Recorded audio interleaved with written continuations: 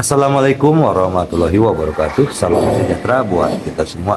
Oke, kita lanjutkan ceritanya. Tapi seperti biasa ya, belum tekan tombol like, bantu Mimin terlebih dahulu tekan tombol like-nya. Bab 2977 sampai bab 2980 setelah pesanan hadiah. Sekarang semakin sedikit orang yang memikirkan cara mendetoksifikasi Junjun dengan imbalan hadiah dari Ye Junlin. Namun semakin banyak orang yang mengincar sumber daya Ye Junlin. Banyak kekuatan yang sudah memiliki ide untuk menangkap Ye Junlin secara langsung. Hydra dan Zhan Xiongguo juga menatap dengan cermat. Karena metode buatan Hydra dalam menciptakan dewa telah berhasil. Dewa buatan pertama telah muncul. Sebanyak 100 orang diuji, dan 9 berhasil. Kerajaan beruang perang setara dengan memiliki 9 dewa lagi. Hal ini menimbulkan sensasi besar di seluruh dunia. Bolehkah terus seperti ini? Bukankah negara beruang perang semakin kuat? Secara teoritis, dewa bisa sebanyak yang Anda inginkan. Namun, menciptakan dewa secara artifisial membutuhkan terlalu banyak sumber daya, dan harganya sangat mahal. Kristal energi spiritual dan materi surgawi serta harta duniawi harus digunakan secara gratis. Artinya, hanya karena negara beruang perang kuat maka negara tersebut dapat memiliki kekuatan untuk melakukan eksperimen ini. Bahkan jika negara atau kekuatan lain punya cara untuk menciptakan dewa, itu akan sia-sia. Tidak ada sumber daya, oleh karena itu, Ye Junlin menjadi sasarannya. Bahkan negara beruang perang pun tidak terkecuali. Meskipun ada 9 dewa lagi, ini cukup untuk digunakan 100 orang untuk eksperimen. Efisiensinya masih sangat rendah. Saat pertama kali kami menginvestasikan sumber daya, kami tidak hanya berinvestasi pada 9 orang. Tapi itu diinvestasikan di depan ratusan orang. Dengan cara ini, konsumsi sumber daya menjadi terlalu besar. Akan ada hari di mana mereka tidak dapat bertahan lebih lama lagi. Jika Anda mendapatkan sumber daya Ye Junlin, Anda dapat menyelesaikan semua kesulitan yang ada di depan Anda. Hal ini berlaku terhadap negara beruang, terlebih lagi bagi orang lain. Organisasi Revenge Hydra rakus akan hal itu. Saat ini mereka memikirkan cara untuk mendapatkan sumber daya ini dari Ye Junlin. Rasanya agak buruk untuk mengambilnya secara langsung. Curang, mereka memikirkannya, menipu sumber daya Ye Junlin secara langsung. Kelemahan Ye Junlin saat ini cukup jelas, Junjun. Segera, organisasi ini menyebarkan berita tersebut secara luas, dan menyebarkan berita tentang obat ajaib yang dapat menyembuhkan ratusan racun, teratai salju 100.000 tahun. Meski teratai salju telah mengering dan tersisa separuhnya, tapi racunnya dikeluarkan begitu saja. Begitu beritanya keluar, ada sensasi di mana-mana. Teratai salju berumur 100.000 tahun ini ada di tangan orang misterius. Tidak ada yang tahu siapa dia. Dan orang misterius ini ada di Daxia, tapi dia tertarik dengan sumber daya di tangan Ye Junlin. Tapi harganya sangat mahal. 10 ton kristal energi spiritual dan 1000 materi surgawi dan harta duniawi. Bahkan lebih dilebih-lebihkan dari kerajaan naga hitam. Dan dia mengancam bahwa dia tidak akan memberikan 1 sen pun lebih sedikit. Berita itu segera sampai ke telinga Ye Junlin. Setelah memeriksanya, itu mungkin benar. Apakah itu berhasil atau tidak? Saya pikir Anda bisa mencobanya. Kata Dr. Dark. Teratai salju bakteri berumur 100.000 tahun, itu mungkin, kalau begitu cobalah. Kata Ye Junlin, mendengar tentang Daxia, dia merasa sedikit berharap. Bagaimanapun, keterampilan medis kuno Daxia sungguh luar biasa. Memiliki bahan obat ini adalah hal yang wajar. Dr. Dark mengerutkan bibirnya, jangan meminta pihak lain untuk menuntut, atau bahkan tegas. Sebelum transaksi, mereka harus menyerahkan setengah dari sumber daya kepada mereka. Setengahnya adalah 5 ton spiritual kristal energi dan 500 materi surgawi dan harta duniawi, itu bukan jumlah yang kecil. Ye Junlin berpikir sejenak dan berkata, "Baiklah, berikan mereka setengah dari sumber dayanya." Dua kalimat, pertama, Ye Junlin juga punya banyak sumber daya, jadi dia bisa memberikannya sebanyak yang dia mau. Kedua, kamu tidak takut berbohong. Meskipun kamu berbohong, Ye Junlin akan mendatangimu. Dr. Dark segera pergi mengatur masalah ini. Selain itu, pihak lain sangat licik dan cerdik, dan mereka tidak akan memberikan semua sumber daya sekaligus. Sebaliknya, biarkan Dr. Dark mendistribusikan sumber daya ini di 10 tempat di Daxia. Taruh sedikit di setiap tempat, Dokter Kegelapan juga melakukan hal yang sama. Atur sumber daya ini dan distribusikan di 10 tempat. Dan tidak ada yang diizinkan untuk melihat-lihat. Segera setelah, semua sumber daya dari 10 tempat dipindahkan dengan rapi. Orang yang mendapatkan sumber daya secara alami adalah organisasi Revenge Hydra. Di markas mereka, pulau kecil ini, melihat segunung sumber daya. Semua orang tertawa, di mana mereka menemukan teratai salju 100.000 tahun. Semuanya dibuat-buat, tujuannya adalah untuk menarik perhatian Ye Junlin. Mereka menaikkan harga setinggi langit dengan memanfaatkan kesibukan Ye Junlin untuk mencari perawatan medis ketika dia sakit. Dan dilihat dari berbagai analisa sebelumnya, Ye Junlin pasti setuju. Dia juga tidak kekurangan, tapi mereka tidak memiliki teratai salju 100.000 tahun yang sebenarnya. Jadi mereka tidak bisa berdagang dengan Ye Junlin sama sekali. Selama transaksi, Ye Junlin terikat untuk memeriksa barang. Kemudian mereka terekspos dan tidak bisa ditipu. Jadi mereka menawarkan setengah deposit. Saya ingin Ye Junlin dan yang lainnya mengirimkan setengah dari sumber daya terlebih dahulu. Ini tidak akan menimbulkan kecurigaan Ye Junlin. Lagi pula itu hanya deposit, bukan segalanya. Faktanya, mereka di sini untuk menipu setengah dari sumber daya. Inilah tujuan mereka, 10 ton kristal energi spiritual dan 1000 materi surgawi serta harta duniawi hanyalah kedok. Yang ingin mereka tipu adalah uang jaminan yang dibayarkan di muka, yaitu 5 ton kristal energi spiritual dan 500 materi surgawi dan harta duniawi. Tidak ada yang mengharapkan ini, mereka tidak ingin berbohong kepada semua orang. Ini setengah dari kebohongan sejak awal, terlalu berbahaya berbohong kepada banyak orang. Jika pemeriksaan gagal, mereka tidak mendapat apa-apa. Bukan hanya krisis di pihak Ye Junlin, mereka juga memahami bahwa Hydra juga akan terlibat. Bagaimanapun, prinsip Hydra saat ini adalah mencegah apapun yang membuat Ye Junlin terkenal. Bahkan jika dia mendapatkan 10 ton kristal energi spiritual, dia mungkin tidak dapat memindahkannya kembali dengan selamat. Lebih baik berbohong setengahnya, Ye Junlin akan memberikannya kepada Hydra, dan Hydra sedang menunggu kesepakatan terakhir. Sangat mudah untuk mendapatkannya, apapun yang terjadi, Anda tidak akan menderita kerugian apapun. Hahaha, saya bahkan tidak dapat membayangkan bahwa ada begitu banyak sumber daya, hanya 5 kekuatan teratas di dunia yang dapat menggunakannya, itu belum tentu mungkin bagi orang lain. Sumber daya ini sangat membantu kami, hebat. Sekelompok orang ini memandangi tumpukan sumber daya, dan semua orang begitu gembira hingga mereka sekarat. Ngomong-ngomong, sekarang tujuan kita sudah tercapai, apakah kita masih ingin bertemu Ye Junlin? Seseorang bertanya, tentu saja kita harus bertemu, kita bertemu langsung dan memberi Ye Junlin teratai salju palsu, katakan padanya secara langsung bahwa dia ditipu. Sekarang aku bisa membayangkan seperti apa rupa Ye Junlin idiot ini ketika dia tahu dia ditipu. Hahaha, segar sekali, Ye Junlin. Ini yang akan terjadi jika kamu tidak bergabung dengan kami, kamu pantas ditipu. Dr. Dark juga buru-buru mengirimkan berita itu kembali kepada Ye Junlin.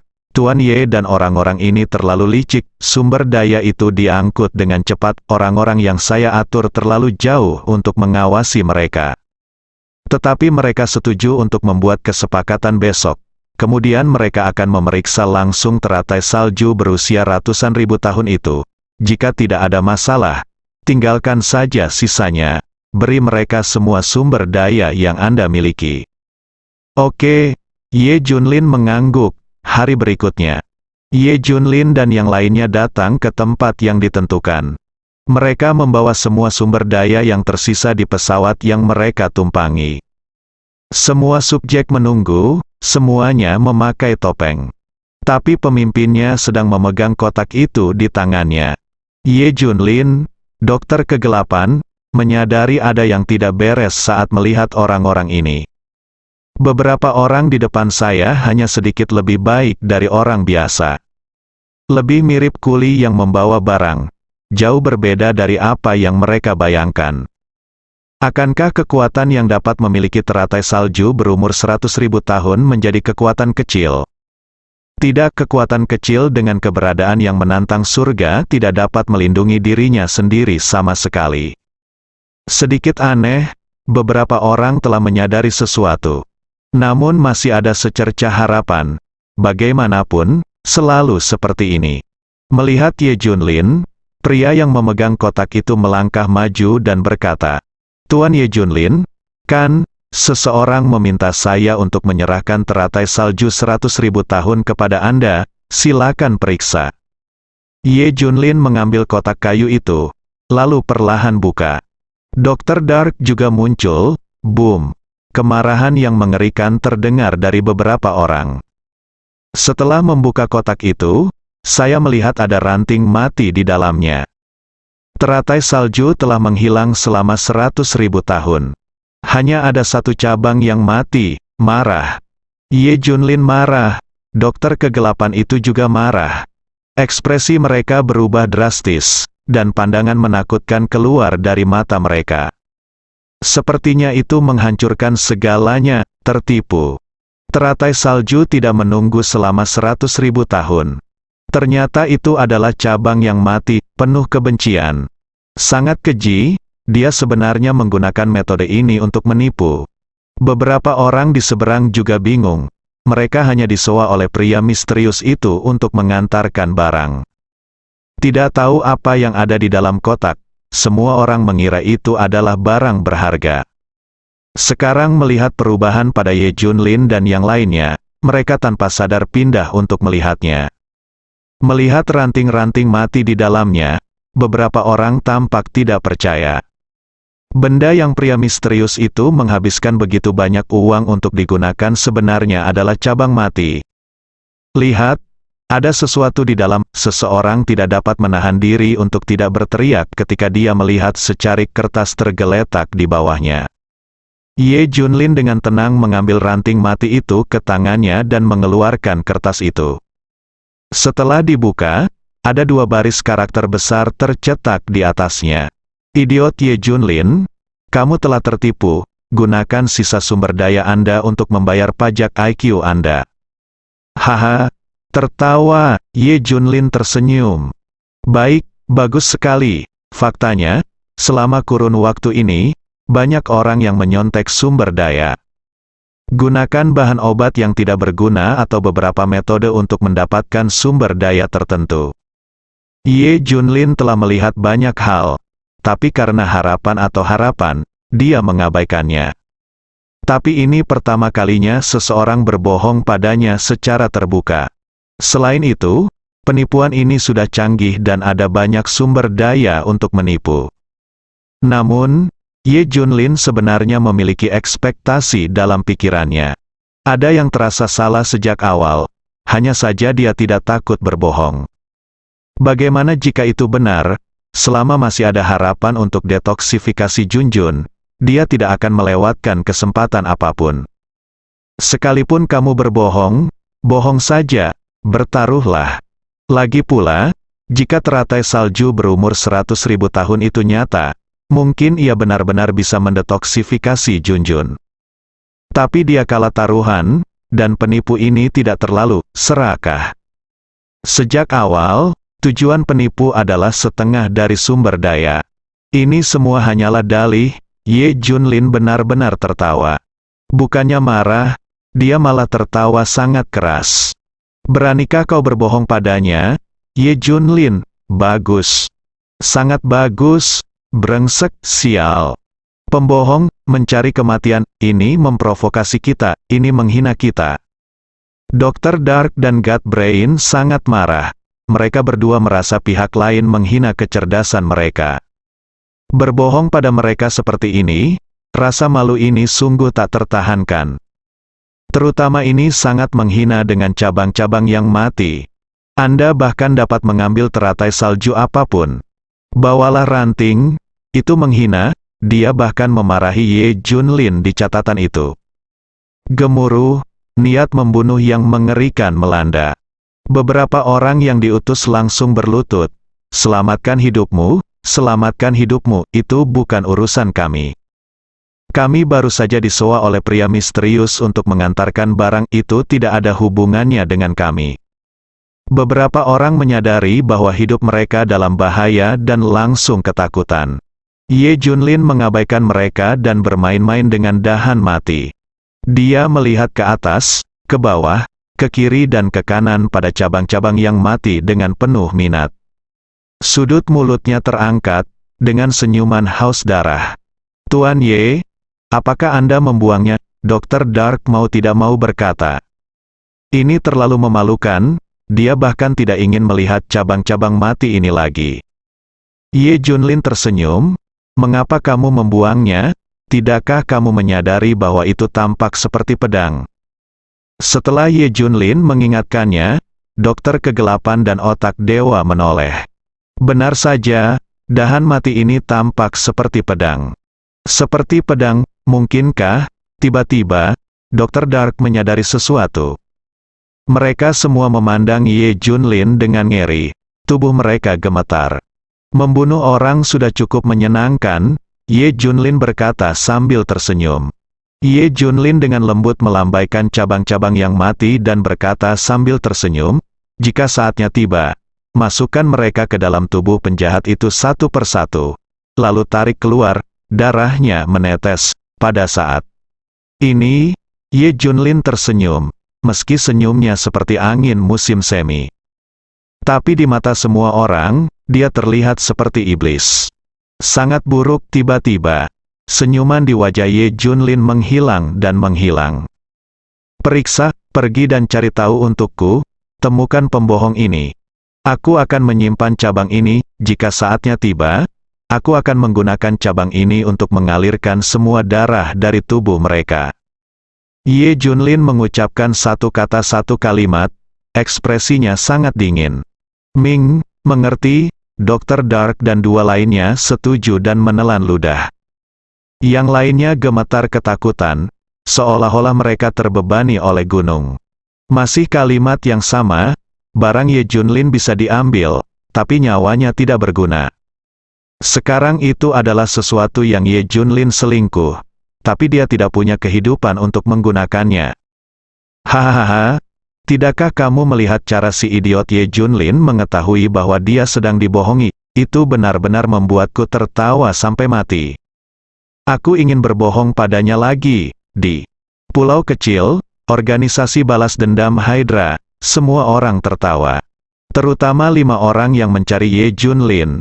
Senyum paling cerah. Segera, tersiar kabar bahwa Ye Junlin ditipu. Ye Junlin menjadi lelucon. Hal ini membuat Hydra dan Zhan Xiongguo tertawa terbahak-bahak. Semua orang ingin tahu orang yang menipu Ye Junlin. Banyak orang lain juga tertawa. Beberapa orang di Daxia menghina Ye Junlin karena bodoh, tidak memberikan sumber daya kepada Daxia, dan ditipu. Ini bahkan menjadi berita terbaik yang didengar Kerajaan Naga Hitam tahun ini.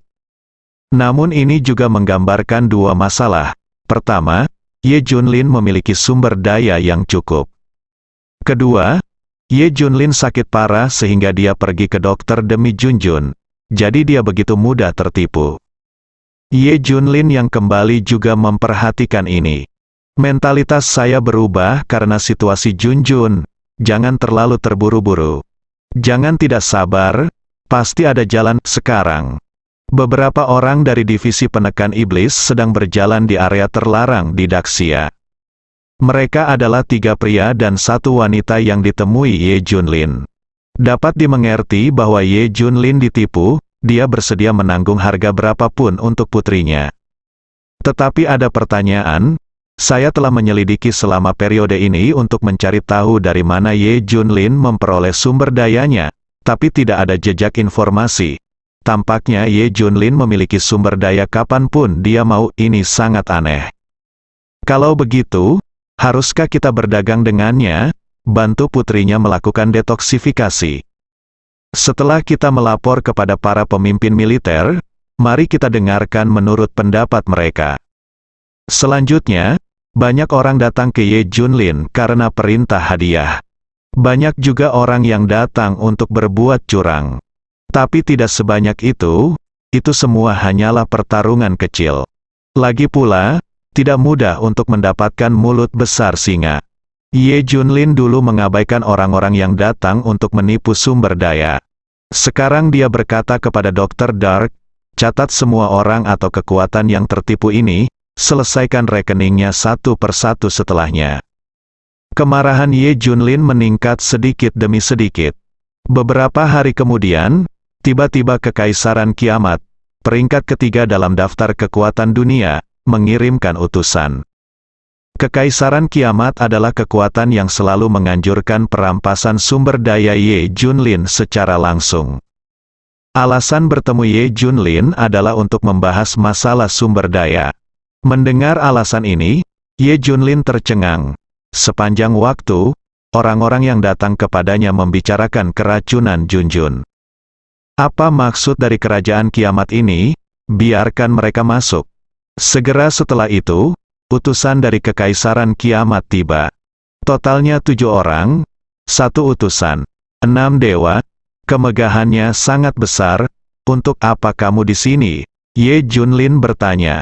Ye Junlin, kami di sini untuk memberitahu Anda atas nama Kekaisaran Kiamat, untuk menyerahkan semua sumber daya kepada Kekaisaran Kiamat, dan memberitahu Anda rahasia cara mendapatkan sumber daya tersebut. Kami juga mengumumkan bahwa sumber daya Anda adalah milik Anda. Untuk kita bersambung.